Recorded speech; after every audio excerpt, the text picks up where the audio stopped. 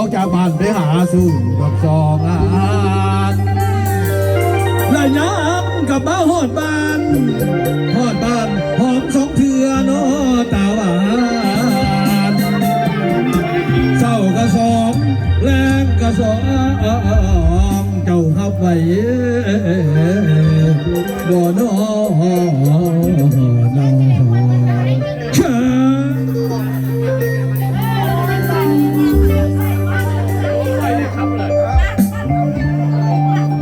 ยังบ่จบกูพี่น้องไปโอ้จบเด็ดตัวนี้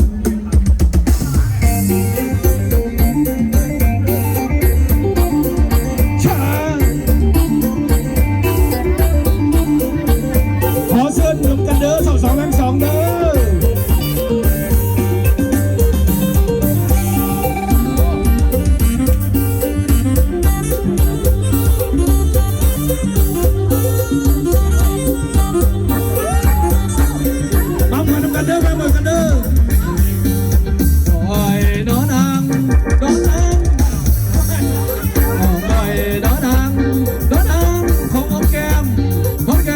สองแล้วสองที่พ่อได้อยู่บ่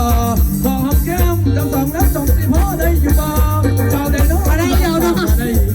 ทำได้ที่ขอเจ้าแต่เงินบ่ต้องยันเรียบยืนและสาวบ่ต้องยันเรียบยืนและสาวขอสองแล้วสองนั่นเป็นของหอมแก้มนั่นเป็นเจ้าผู้สาวเข้มเพิ่มเอิญนั่นเป็นลูกผู้สาวเข้มเพิ่มเอิญบังเอิญได้โผล่ได้ตาต้องประสานเจ้าอยู่บ้านเขตดินได้ไหนเจ้าอยู่บ้านเขตดินได้ไหนเจ้าผู้สาวอยู่วันขับแห่งเด็ดออกไอ้ขอห้องจะเป็นผัวปากกายให้ขอห้องจะเป็นผัวปากกายท่านผู้ใดได้เป็นผัวอีน้อง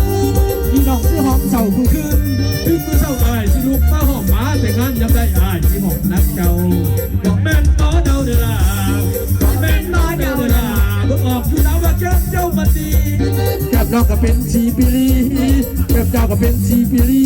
แก้มแบบนี้กันหมานเงินหมานคำแก้มแบบนี้กันหมานเงินหมานคำที่เมียงามต้องหาเงินเก่งที่งามต้องหาเงินเก่งน้ำแก้มจะเป็นสิหอบเอา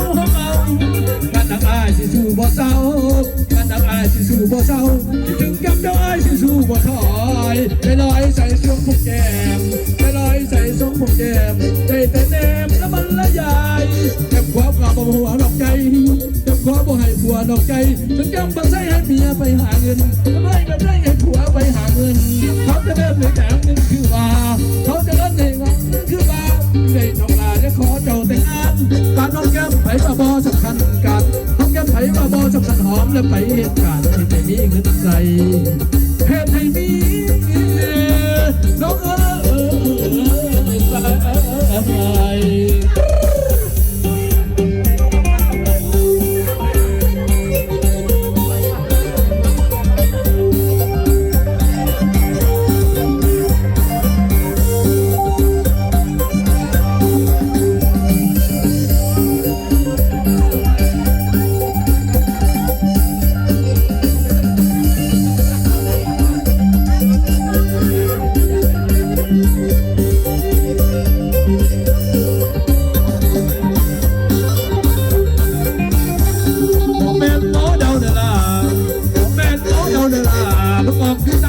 เจ้ามันดีแก้มน้องก็เป็นชีปิลีแก้มเจ้าก็เป็นชีปิลีแก้มแบบนี้แก้มหมันเงินหมันคำแก้มแบบนี้แก้มหมันเงินหมันคำมีเมียงามต้องหาเงินเก่งมีเมียงามต้องหาเงินเก่งแก้มจะเป็นสิหอมเอากันนักอายที่สู้บ่เศร้ากันนักอายที่สู้บ่เศร้าเป็นแก้มเจ้าอายที่สู้บ่เศร้าเป็นแก้มเจ้าอายที่สู้บ่ถอยจะลอยใส่ซุปของแก้มจะลอยใส่ซุปของแก้มใจแต่แนมแล้วมันละยายเจ็บหัวกระบอยผัวนอกใจเจ็บหัวบ่อยผัวนอกใจมันเจ็บมาใส่